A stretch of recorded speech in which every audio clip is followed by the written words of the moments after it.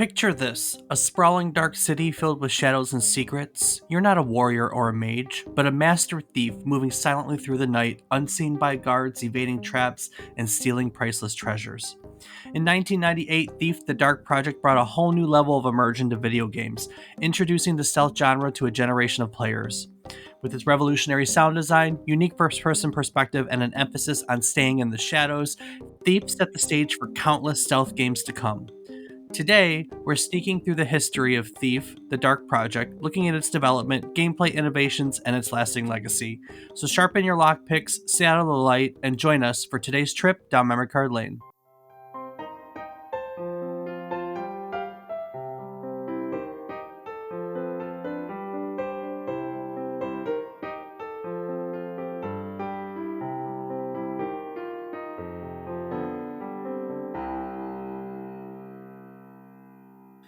Good morning, good afternoon, and good evening. I hope these words find you well.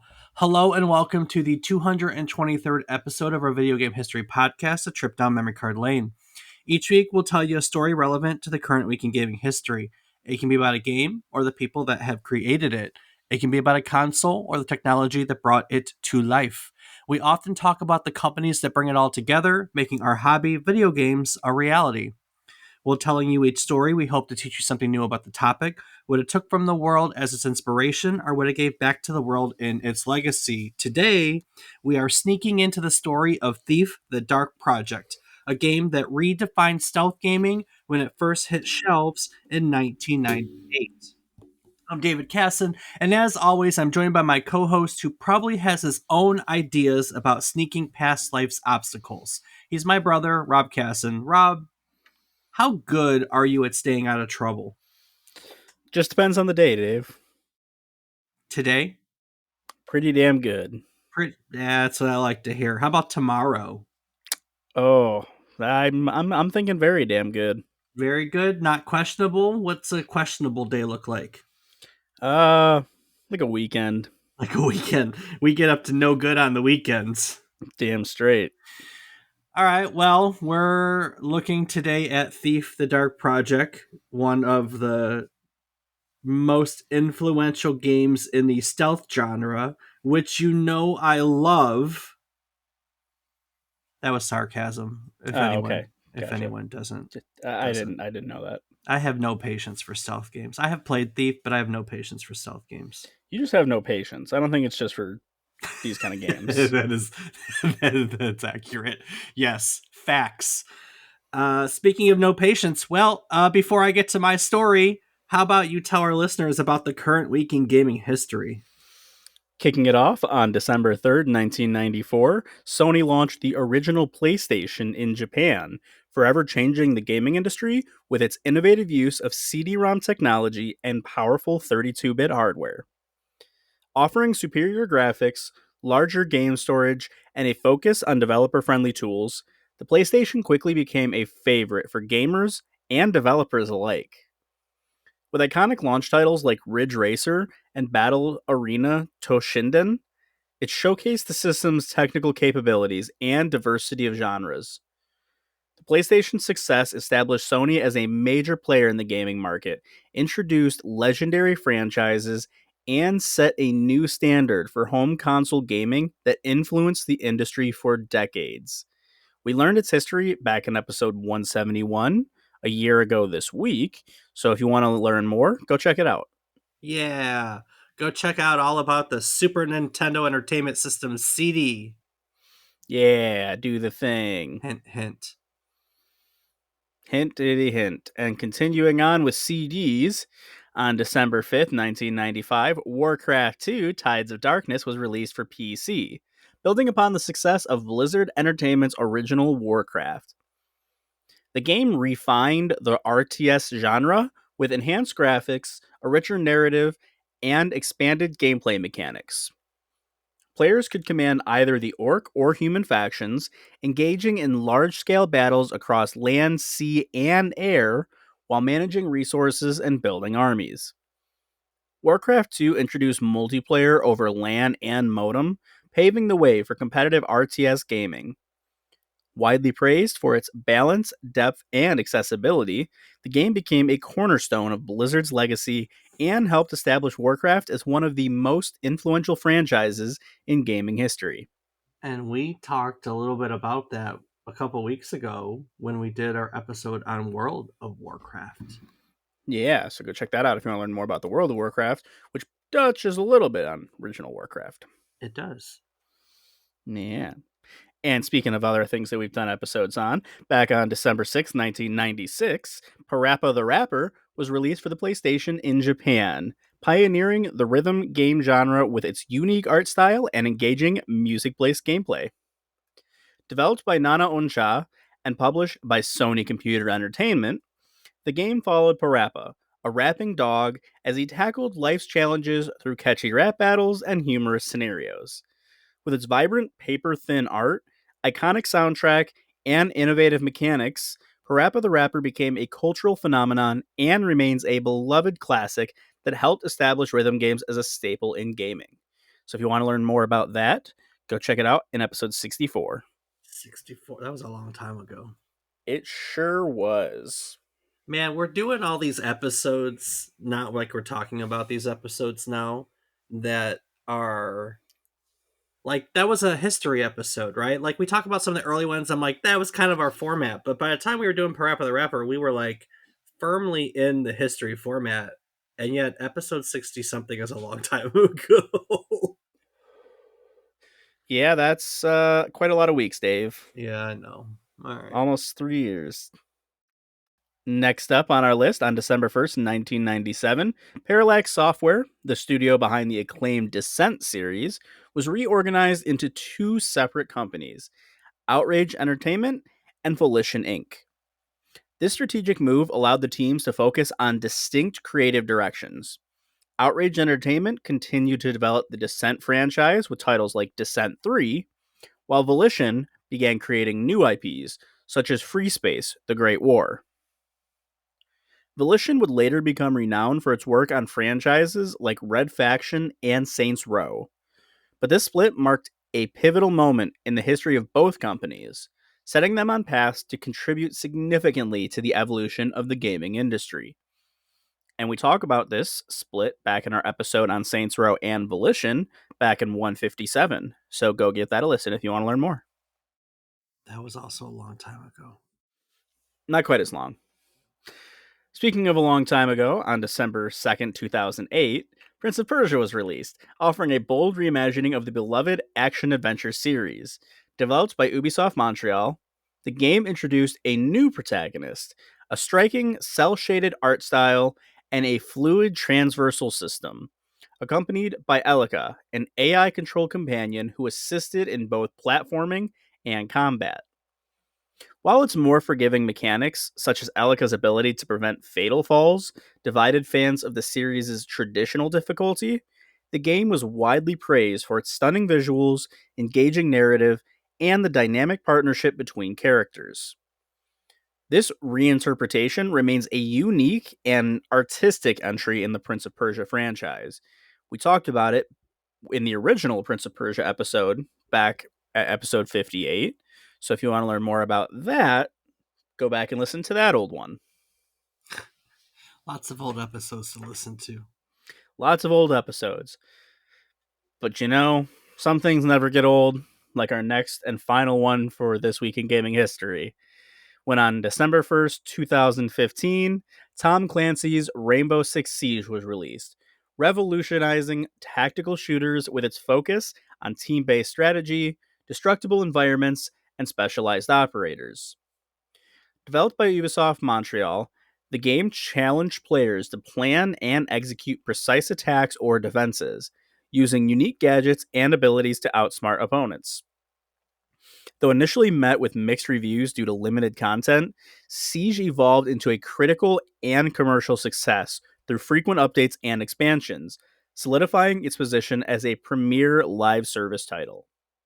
Its intense, competitive gameplay and commitment to realism establish it as a cornerstone of the esports scene and a benchmark for tactical shooters.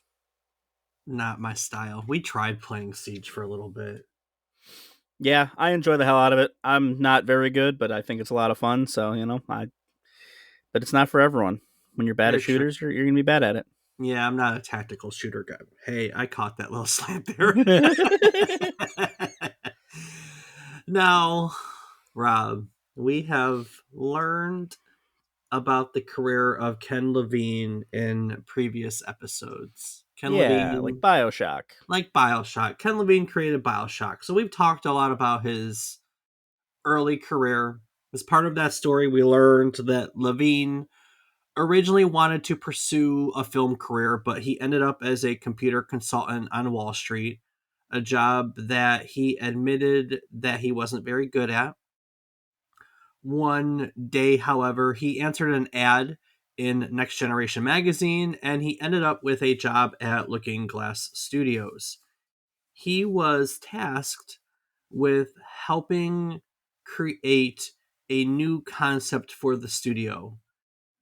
His job was to help design the world, help put the story together.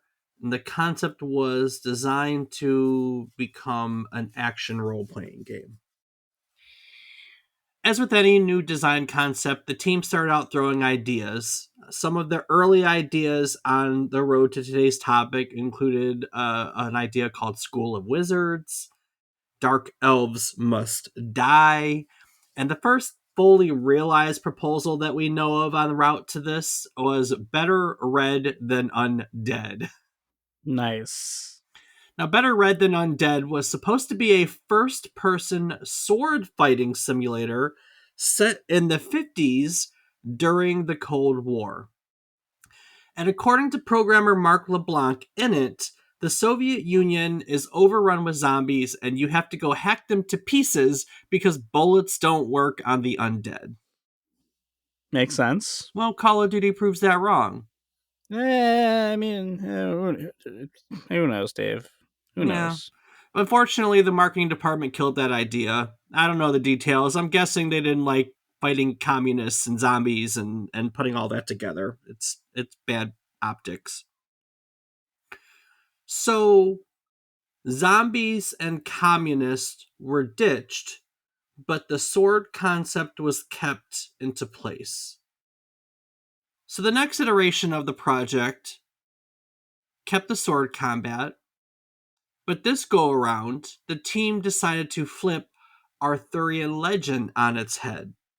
Now, if you need a refresher in Arthurian legend, we did an episode on it. It's episode 140. Go check it out. But basically, you have King Arthur and the Knights of the Round Table fighting for good and justice and all that fun stuff, right? Sure. On their quest for the Holy Grail, the holiest of all holy relics, to benefit the good of mankind. But in this iteration, according to game designer Doug Church, the game featured Morgan Le Fay as Mordred's sort of good advisor, and Guinevere as a lesbian who would betray Lancelot and help Mordred to break into Camelot and steal the Holy Grail. Now, that game was designed to be a first person sword combat game that incorporated elements of adventure, action, and role playing genres. So it kind of brought them all together. And this kind of makes sense because if you look at some of Looking Glass Studios' other projects that we know of, Bioshock has role playing elements. But the other one that we really don't talk about in this, as this will only briefly glance on, is System Shock. We did a whole episode on System Shock. And System Shock 2 specifically, where they came into this, that's what they're known for incorporating role-playing elements into first-person shooters at a time when that was virtually unheard of. That's what System Shock is. So trying to put those other genres together with this is kind of what Looking Glass Studios did. That's the way they innovated as a studio. At this point, Better Red Than Undead was out, and that gave way to a concept called Dark Camelot. And it was during the period that the project was called Dark Camelot that the game began to shape itself into what our topic is today, which is Thief the Dark Project. It began to take shape while they were working on Dark Camelot. Now we know a little bit about Dark Camelot. They actually got as far as making a prototype. There is a trailer that's out there on the web that was shown. Dark Camelot never it became Thief the Dark Project. So aside from the prototypes, there really isn't anything. And for the longest time, the team wasn't sure, aside from this, what Dark Camelot was. Artist Dan Throd said, "For a good long time, we had no idea what the game was about until somebody stumbled upon the whole Thief gameplay, where you're not just running out trying to chop people up." And Doug Church added, "The basic stealth model was having the guard look the other way and you going past pretty quickly." So Paul Narath, one of the other designers on the game, had been pushing for a while that the Thief side of it was the really interesting part. And so why not just do a Thief game? And we've heard that before, right? Where teams have kind of put things together and suddenly they realize, hey, we really like this gameplay element, and it becomes the focus and eventually evolves into a completely different game. That's not exactly a new model, you know? No, definitely not. So with that concept of mind, with them having liking the Thief element and wanting to push that, in early 1997, Dark Camelot became known as the Dark Project, and the design team began to focus specifically on thievery and stealth. Specifically, they began to shift focus on stealth and evasion from a first person perspective. But initially, there were plenty of doubts, from some members of the team. Doubts from some members of the team. They were kind of, after all, they were trying to design a style of gameplay that really wasn't popular. I mean, I would argue that even to this day, it's not that popular. Stealth is. You don't see stealth games. Correct me if I'm wrong, but for the most part, you just don't see many stealth games that are like, what's in. Does that make sense? Yeah, I agree with you. I can't think of any stealth style games that are super popular. But that's also never really been my genre, so Well, people maybe just it's like just they like action. They like action. Honestly, right now the dominance is multiplayer, and I mean, how do you? I mean, prop hunt, I guess, is a stealthy concept, right? That's kind of made a surge right now, is at least a mode within other games. But all your big games like, the Call of Duties and the Fortnites and everything, those aren't stealthy games. Although, my wife might tell you otherwise, based on the way she plays them. She's the only person I know that has ever won a Fortnite match without even damaging a player. She got the badge where you don't even damage another player or kill another player or anything. She literally found a way to win by hiding the entire time. I don't understand, but congratulations to her. knock it all you want. It clearly worked. It's quite an accomplishment. I mean, it's funny. It's funny too. She's just hiding. It's like victory royale. We're like, what just happened? So it's cool badge of honor for her for sure. Most def. So the truth is now and even back then, they were working against what's in. This is mid 90s, first person shooters. Doom was 93, and we went into the Quakes and the Duke Nukems and the Half-Lifes of the world. And that was what was dominant at the time, was these, first story based shooters, and that gave way to Unreal and Quake. And then multiplayer shooters began to dominate towards the end of the mid 90s. And so there just wasn't a blueprint, there wasn't space, there wasn't anything for this style of game, but they were playing it and they liked it, and so they decided that this is what we're going to do. We'll be trailblazers. We know lots of those guys that have made genres. True. And the truth is if it's fun, it's fun. That's how they got there in the first place, right? If it wasn't interesting, they wouldn't have focused on it. So lead programmer Tom Leonard said, "It is a game style that many observers were concerned might not appeal to players, and even those intimately involved with the game had doubts at times." So Thief was designed to be largely unscripted. Events kind of happen naturally instead of being predefined by designers. And their intent was to further increase the amount of player, they call it interaction and improvisation over previous games. So we saw it, because some of these Looking Glass team members eventually went on to Ion Storm, which made Deus Ex. We did a whole episode on Deus Ex. And that game too, these designers were really starting to push to where they were pushing against linear, right? Because all your early shooters and so on and so forth really only had one way of going through these things. Half-Life is a great game, but it's a linear shooter, right? It was revolutionary for story-based shooters, but you could only go one way. And so here they're starting to realize that maybe there's some untapped market for game design that includes open, where you can pick and choose how you want to get through things. BioShock is the same way, since we already talked about Ken Levine and BioShock. You can, throw fire at an oil slick and burn people up, or things like that. You know what I mean? Yeah. So Thief was kind of the early precursor for a lot of that concept, where they just wanted to make it to where players could get through each mission how they wanted to and not force them, not shoehorn them into a specific way to play the game. According to Leonard, Thief's central gameplay mechanic was the player's relationship with NPCs, who are the primary obstacle in a game. So it's a stealth game. You need to hide from people. Leonard later demonstrated that first-person shooters like Half-Life, for example, often utilize look and listen AI systems, wherein NPCs become aggressive when players are seen and heard. He went on to explain that they wanted to design Thief with a broader range of internal states that an NPC could feel, for example, suspicion. And the example they gave was an NPC who heard a suspicious noise would investigate rather than become immediately hostile. Which, I think there's a lot more of that nowadays than back when, because AI systems have come a long way. Most definitely, and that's definitely a great improvement because the immediate aggression is kind of dumb.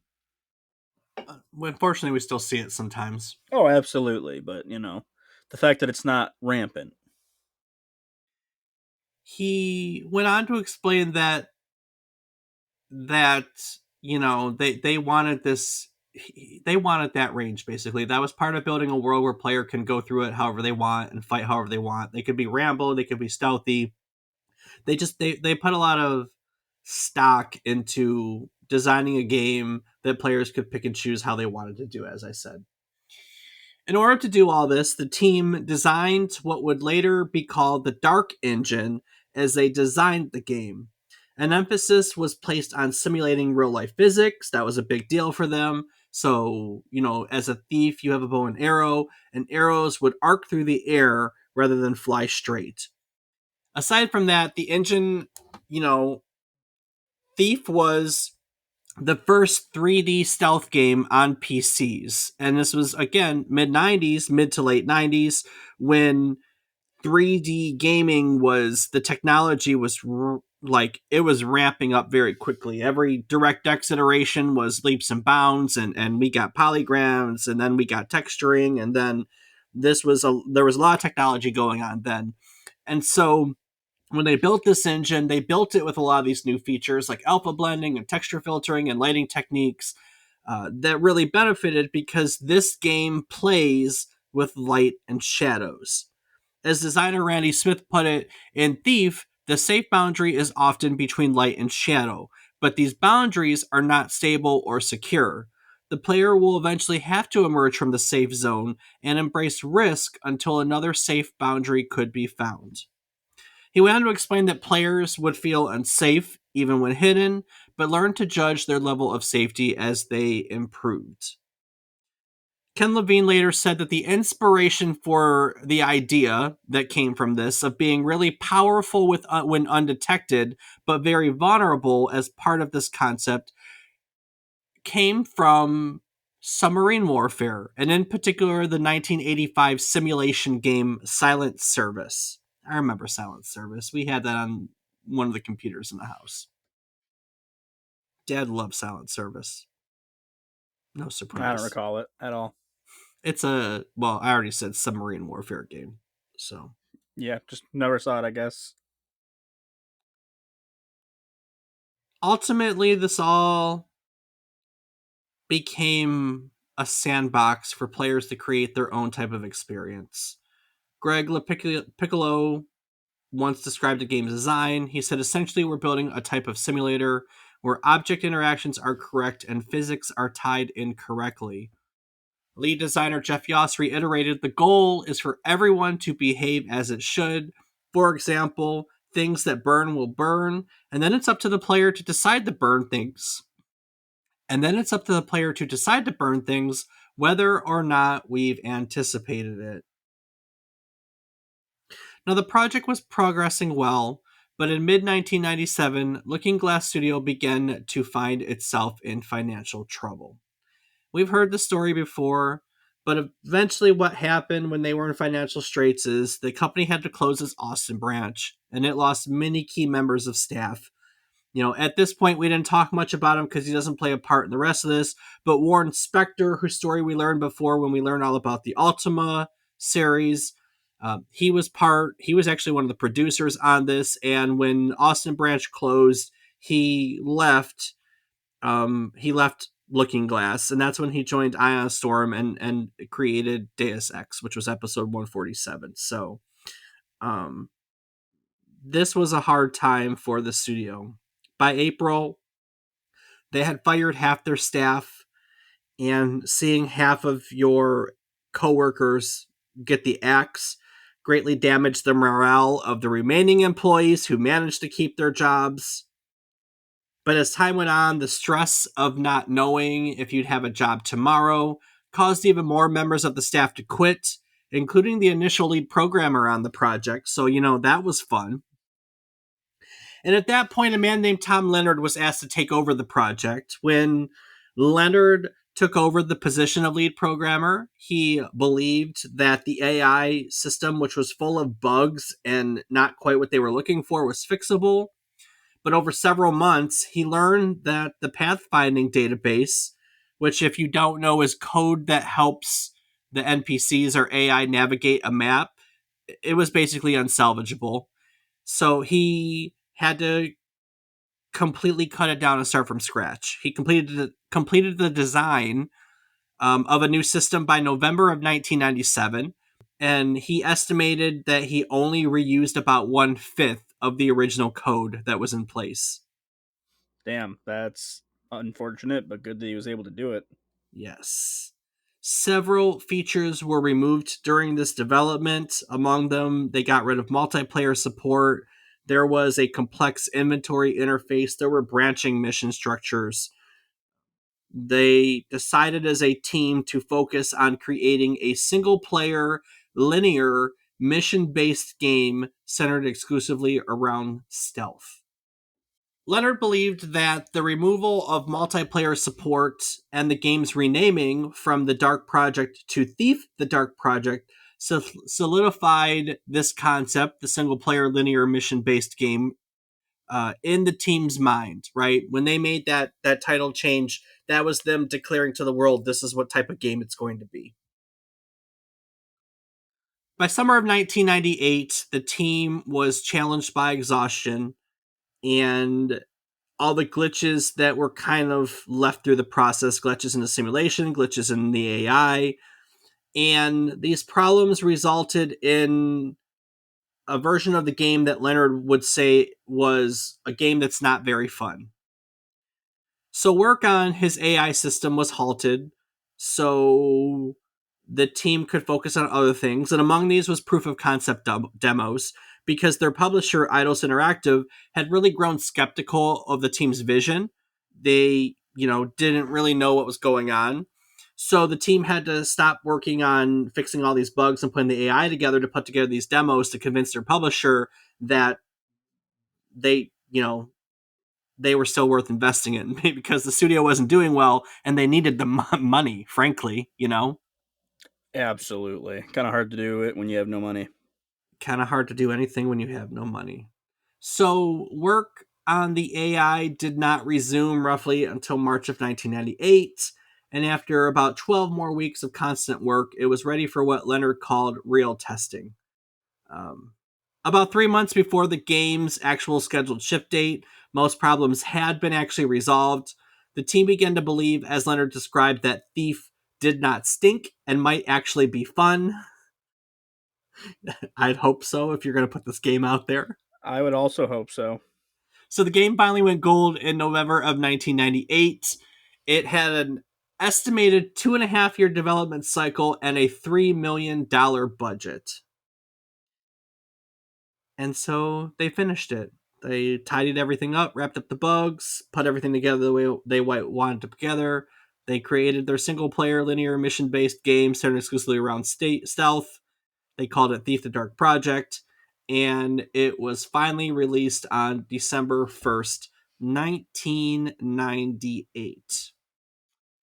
You know, Rob, as we talk about sneaking through shadows and staying silent, like in Thief the Dark Project, it reminds me, on the other hand, of how easy it is to make your voice heard, especially if you're starting a podcast. Well, I've actually been thinking about that. Starting a podcast seems like a big deal, though. Isn't it as tricky as pulling off a perfect heist? Not at all with Zencaster. Zencaster is an all in one podcasting platform that makes it incredibly easy to record high quality audio and video, all from your web browser. No complex setups, no expensive gear. Just log in, hit record, and you're ready to go. So I don't need to sneak around trying to figure out the tech? I can just start recording like a regular pro? Exactly. And Zencaster's post production tools make your podcast sound as polished as a well executed heist. It automatically removes background noise, balances your auto, and even trims out those awkward pauses and filler words like and ah. It's like having a master editor at your side. That sounds perfect. But once I've recorded my podcast, how do I get it out for everyone to hear? Well, that's the best part. Zencaster also makes distributing your podcast to all the major platforms like Spotify and Apple Podcasts as easy as picking a lock in Thief. It's a one stop shop for everything you need to launch and grow your show. Sounds like the ultimate heist, minus the risk. How can our listeners get started? It's simple. Head over to zencaster.com/pricing and use our offer code, all one word, memory card lane. You'll get 30% off the first month of any Zencaster paid plan. Whether you're starting your first podcast or leveling up your current show, Zencaster makes it easy to get your voice heard. All right, I'm ready to sneak my way into podcasting success. So, listeners, if you've ever wanted to start your own podcast, now's the time. That's right. Head over to zencaster.com/pricing and use our offer code, all one word, memory card lane, and you'll get 30% off your first month. Start your podcasting journey today. And with that, let's get back to sneaking around in the world of Thief. Yes, sneaking around in the world of Thief for sure. So Thief was received incredibly well. It sits there with an aggregate rating. If you go and you look at its Metacritic scores of about a 92 out of 100. So that's pretty good. Pretty good. Pretty decent. They did re-release it like a year later as Thief the Dark Project Gold Edition, which Thief Gold has new levels that that were cut for budget or time constraint. Like they added 3 new levels. Um, it also has some bonus content. You could do. It had an engine editor, so you could do your own stuff. Had a behind the scenes making a video, and this cracks me up because this is so not a thing anymore. And a desktop theme designed for Windows 98. Nice. Do you remember desktop themes? Not very well. I could not remember the last time someone said a desktop theme, but desktop themes were so much like they were such a cool thing. They were basically your wallpaper, your icons, your cursor. Everything was the same theme. So, like in Thief, your cursor was probably like the thief's head, and your icons would have been changed to items in the game and stuff like that. And it was such a novel concept to change your entire desktop theme at one time. And that feels so old and outdated now. Yeah, definitely is. Oh my goodness. That was such a blast for the past when I saw that. So Thief was received incredibly well, like I said, a 92 out of 100. By May of 2000, it had sold 500,000 copies. It sold like 90 some thousand through 1999, eventually selling 500,000 copies. That actually makes it the best selling game to ever come out of Looking Glass Studio.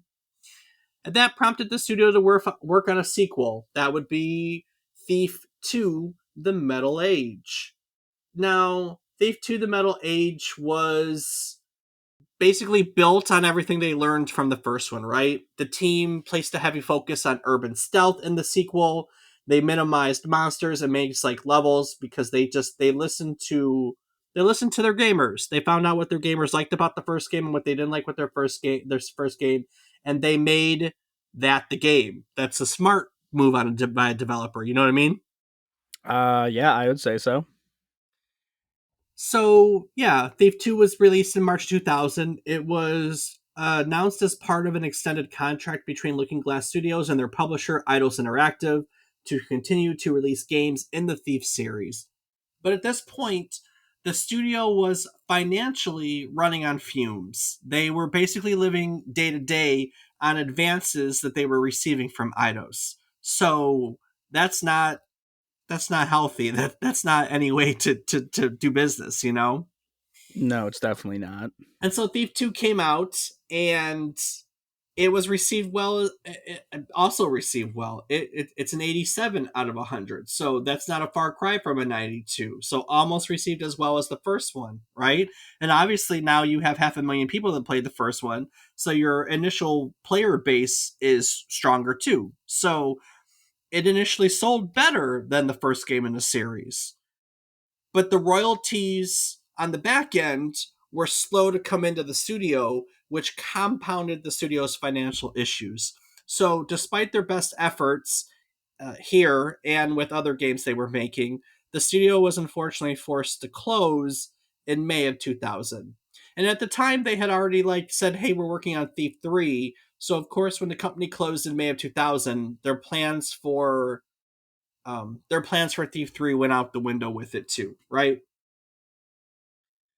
But like we said, when the studio closed and other employees went in different directions, Warren Spector and a bunch of employees went over to a company called Ion Storm, and Ion Storm also worked with Eidos as a publisher. They did Deus Ex together, for instance. And so Eidos went to them. And so there was a third game in the series called Thief Deadly Shadows. Thief Deadly Shadows was released in May of 2004 for Windows and the original Xbox. It continues the story. They're all the games in the series had the same story. Um, this one you could switch between first and third person, so they finally gave people the option to do one or the other. You could flatten against walls, so as a way to hide into the whatchamacallit even more. But Eidos basically purchased the rights to Thief when the studio went over, and that Austin, Texas team, that was Looking Glass, it's now Ion Storm, picked it up and said, "Hey, we're going to take this game. We already kind of know about it," and they put another one together, Thief Deadly Shadows, which was okay. Thief Deadly Shadows got an 85 out of 100, so we slip a little bit each time, but 85 is still I would say, an acceptable score for a game. There are many games nowadays that would love to have an 85 score. You know what I mean? Oh yeah, an 85 is huge. And for this one, every iteration they kind of made improvements on the AI engine, the AI behavior. So this one actually took another step, and guards would know when items went missing from their field of view. So if they turned around, you took something off a table, and they turn around and that thing was gone from the table, they would get suspicious and go into suspicion mode, which is kind of cool. So, or doors, when doors were left open, if you opened a door and they turn around and saw the door open, they would get suspicious and go in to investigate it. So every iteration, they're adding more to this AI to, I guess, make it more realistic, right? Yeah. And make it more fun. I guess that's a good way to Uh put it. yeah, I would say a little less frustrating. A little less frustrating, you would say. Yeah. That's probably fair. That's probably fair. So Thief Deadly Shadow, they decided not to name it Thief 3 because they didn't want to alienate any players that may not have played the previous two titles. So they did that, and like I said, it got decent reviews, but really it didn't sell very well, unfortunately. It failed to meet pretty much every financial target that Eidos threw at the studio, and so they had planned on making a follow up to that game. It was going to be called Thief 4 Dagger of Ways, but that was canceled too. So we now have two games in a row that have come out, not met expectations, so to speak. I guess the second one met expectations, but the studio was already doomed, right? Yeah, definitely Um, doomed. but the third one came out, and they were definitely not in a position where they could do it. It was a long time. That was 2004, and we didn't see or hear anything about Thief again for 10 years. 10 years later, in 2014, Eidos Montreal, as a studio, developed a reboot of the series, and it was published by Square Enix. So it's got Eidos Montreal behind the development, and it's got Square Enix as the publisher. And it was initially announced in 2009 as Thief 4, trying to capitalize on all the nostalgia and familiarity with the series. But later they determined that they didn't want to be associated with that series. They wanted to be a reboot. So eventually they just ditched the numbering and they recalled it Thief. So now in we have Thief the Dark Project in 1998, and then we just have Thief in 2014. Right? Back Fun to the times. roots. Back to the roots. Now, this is an 8th generation game. It came out for Xbox One and the PlayStation 4 and PC. They also backdated it like they did at this period of time where it also came out for the 360 and PlayStation 3. So you kind of had it in all the series. But this is an 8th generation, and it featured many of the same things that they did, except there were definitely improvements because now we had 10 more years of AI and everything. So the changes to the game reflect another decade of technological developments in the genre. Unfortunately, Thief did not get received as well as its predecessors. Its reviews are mixed or average. It gets a 70 out of 100 for its PC. Its PS4 and Xbox One scores are not even that good. They're in the 60s. So I guess based on that, you could probably guess how well it did financially, huh? Probably not too well. Probably not too well. Probably not too well. So that's it. That's the last time there's been a game in the Thief series. We haven't seen one for 10 years. And I guess it's no surprise why, given how the last one was received. But I do want to take some time and I want to talk about the significance of Thief the Dark Project, because despite the fact that it's not one of the most voluminous games of all time, although selling 500,000 copies of a PC game in the mid 90s is very impressive, late 90s rather. Also, it's not exactly a game series that people know. If you say Thief, someone asked me the topic today. My wife asked me the topic today, and I said Thief the Dark Project. She goes, "Why have I never heard of Thief before?" A lot of people probably haven't heard of Thief before, to be fair, You're absolutely right about that. Despite the fact that it has faded out of popularity to the extent that it has, it's really hard not understate the game's importance to video game history. It is very significant. Because of that, despite the lack of its popularity, it's found on many, many lists of the greatest games of all times. There are various video game publications that have Hall of Fames. IGN and GameSpy come to mind, and both of them have Thief the Dark Project in their Hall of Fame, so to speak. They are games that have made a significant contribution to video games in general.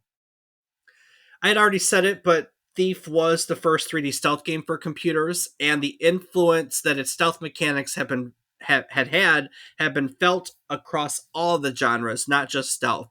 And there are many games that are very popular that their designers attribute Thief as one of their major influences. Assassin's Creed series takes a lot from it. The Hitman series takes a lot from it. Splinter Cell, Tenchu. These are all decent series that are well known, that they pulled directly from the gameplay mechanics of this. Mark Laidlaw, who was the writer and designer on the Half-Life series and later Portal, where we've met him before and talked about him in a previous episode, once said that Thief is the single most terrifying, immersive, and rewarding game I have played, and the one single player game I continue to replay. There are countless books I wish I had written. Thief is one of the few games I wish I had worked on. That's high praise for a man who made Portal, one of the most best rated games of all time. Yeah, that's huge. Thief the Dark Project has been cited. It's one of the first games to ever use light and shadow as a stealth mechanic. It's the first to use audio clues, such as the ability to eavesdrop on conversations and alert guards with loud footsteps. And these are such commonplace mechanics nowadays that can be found elsewhere that we probably take them for granted. Oh, absolutely. So even if you don't know Thief as a game specifically, you certainly know some of the gameplay mechanics that it pioneered. There is no doubt about that whatsoever. And it all started here. Thief was Thief was such a pedigree for people that came together. We talked about Ken Levine, who went on to create the BioShock series. We did an episode on that. Go check it out. We talked about Doug Church in this one. Doug Church came up in our story on Deus Ex. That's another good story you should check out. We talked about Looking Glass Studio as part of those stories. We know that they were shuttered in the midst of this. That eventual lead programmer that we talked about, Tom Leonard, he would eventually go work for Valve. He worked on games like Half-Life 2, Portal 2, and Left 4 Dead. So there was a lot of, I wouldn't call them video game royalty per se, although Ken Levine making BioShock, there's an argument for that. But there's a lot of really well-known video game personalities that came together at Looking Glass Studios to create a bunch of really excellent games, among them being System Shock, Thief, and what that led to down the line type deal. And this is one game, I briefly talked about it in those stories, but it was time to give it its own episode. It was definitely one game that we need to talk about in there to kind of see the progression as they went along. This is a lot of pedigree that comes together here to basically create the action stealth genre and send action stealth gameplay mechanics across the entire spectrum of gaming, right? Absolutely. But it is a piece of a lot of other episodes. We talked about BioShock and Deus Ex, and there's a bunch of others that we hit in the beginning, like the Portal series. We have done episodes on all of those topics. Really great stories. We have 222 other ones of them. And of course, if you want to check any of them out, you can get them on pretty much anywhere you listen to your podcasts, like Apple Podcasts or Spotify. But our preference is you check out our website, which is www.memorycardlane.com. Rob, what else can people find on our website? You can find a calendar of our upcoming episode topics. You can find a link to our Discord where you can come chat with Dave and I. You can find a link to our Patreon where you can help support us, get access to ad-free and unedited versions of all of our episodes. And you can find a link to our social media where I am on several platforms as Rob_O_Raptor. And Dave? I can be found on various platforms as David is Wrong. Each week, ladies and gentlemen, we'll tell you one story relevant to the current week in gaming history. It can be about a game, it can be about a technology, it can be about a person, company, place. I've done it on a museum before. I just like finding one topic that's relevant to the current week in gaming history, and we talk about it. I sit down to do research, and when I sit down to do research, I find all sorts of interesting things, and that's the exciting part about what I do. I get to take all these new things that I learn, and then I get to turn them into an hour-long podcast where you get to listen to me teach you about all said things. It's this fantastic cycle of learning and teaching, teaching and learning, and to celebrate said cycle, each week we talk about our takeaways, period. So, Rob, what did you learn today? Well, I learned all about this series that I knew nothing about and found that it was a contribution to the somewhat smarter AI in stealth style games. And that's really nice because that's something that I always hated the ones where it was like, I did something, I didn't do anything, major immediate aggro, as opposed to like, hey, they're curious, but I can still get away from this. Yeah, I mean, you love the Assassin's Creed series, for instance, Yeah, exactly. and That's a case and in point. yeah, and this is they took a lot from this, so they took a lot from this, so that's for sure. This was a gap. This is where some of the gameplay mechanics we know and love, or maybe hate, depending on how you look at it. But this is where a lot of those mechanics come from. Yeah, so that's it for me. What about yourself? I This is a gap for me. This was a knowledge gap for me completely and utterly. You know, I don't like stealth. I don't have the patience for stealth. I've never done. I can't say that. I played Thief. I gave it a fighting shot once upon a time. I know it's in my library. Thief Gold is in my library. I don't know how I got it. Probably came in some bundle somewhere. Um, I have given Thief a shot. I think it was on Game Pass for a hot minute too, or at least the reboot was, or something like that. So I've tried various games in this genre. I just don't have stealth in me. You know, the Splinter Cell series never did it for me. Stuff like this is just, I just don't like it. Anytime I have a game that's action based and I come across like a a mission where I have to be stealthy all of a sudden, I get really irritated. I don't like it, but that's okay, right? Because we don't have to like everything about gaming. What I do like and what I do appreciate is what went into this, right? It was really cool. And I normally talk about this, but it was fun to see how we got from 50s Cold War zombie chop up game to sneak hiding, light and shadow thief heist type game, you know? Right, Um, absolutely. and it's always fun to learn the iterations of games that teams go through because sometimes they start out where they want to end up, right, and they spend 2.5 years refining this a concept, but sometimes they start out in a completely different place from where they end up, and it's fun to see those different versions. You know, Dark Camelot, the middle one, the Arthurian Legend one, they prototyped that one. There is a random video of Dark Camelot out there. So that game, that version of this game actually existed, but it's not where we ended up, you know? So it's always fun to learn and see that things. But yeah, that'll wrap it up on Thief the Dark Project. That's been a little gap. I've flirted around this in various stories. I talked about it roughly in the Bioshock story and Deus Ex. I think it came up with Warren Spector.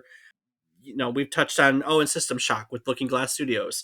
So we've talked. I've talked about it, and I went back and I looked at my last time we talked about it. I was like, that game's gonna get its own episode in itself. Just wait. Well, here we are. We finally gave it its own episode. So, um, important game in the stealth genre. Important game for gameplay mechanics in general. And now we've gotten past it. So that's all I have. Fantastic, Rob. Indeed. Before I take it out of here and take a look at next week, is there anything you'd like to add to today's episode? As always, I got to take one quick moment to say thank you so much to all of our listeners. It means the world to us that you are listening to all of our episodes, so thank you so much, and we hope you enjoy. Very, very true. Well, that brings us to the end of our deep dive into Thief the Dark Project. From its revolutionary stealth mechanics to its immersive sound design, Thief paved the way for an entire genre of stealth based games. Its influence can still be felt today in games that prioritize strategy, patience, and a masterful use of the environment. Whether you've played it before or discovering it for the first time, Thief remains a masterpiece of immersive gameplay and atmosphere. Next week, though, we are heading to the gritty streets of London as we explore The Getaway, a cinematic action adventure game released in 2002. We'll look at how The Getaway blurred the lines between video games and movies with its realistic portrayal of London, intense car chases, and story driven gameplay. So buckle up and join us next week for another thrilling trip down memory card lane as we dive into The Getaway. That was different. Do the thing. Skibidi dop dop, go and steal stuff.